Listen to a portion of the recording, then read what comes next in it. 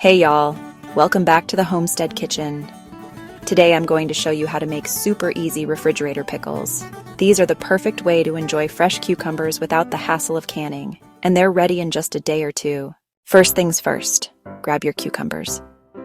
Any kind will work, but pickling cucumbers are the best because they stay nice and crunchy. Wash them well and then slice them into rounds, spears, or even leave them whole if they're small.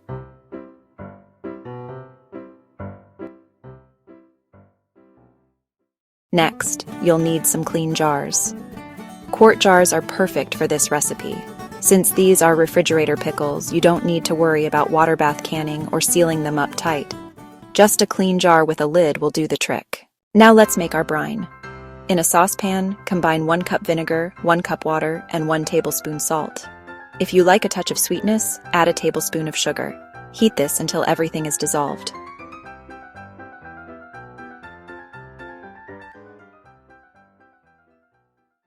While that's heating up, layer your jars with flavor.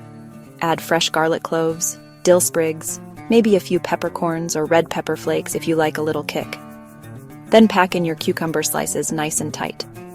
Carefully pour your warm brine over the cucumbers, making sure everything is covered. Leave a little space at the top. Pop on the lid, let it cool to room temperature, and then stick it in the fridge. Now the hard part, waiting. In about 24 to 48 hours, you'll have crunchy, tangy refrigerator pickles. The longer they sit, the better they taste. And that's it. No canning, no fuss. Just delicious homemade pickles ready whenever you are. If you enjoyed this recipe, don't forget to hit that like button, subscribe, and share this video with your fellow homesteaders. And let me know in the comments. Do you like your pickles sweet, spicy, or classic dill?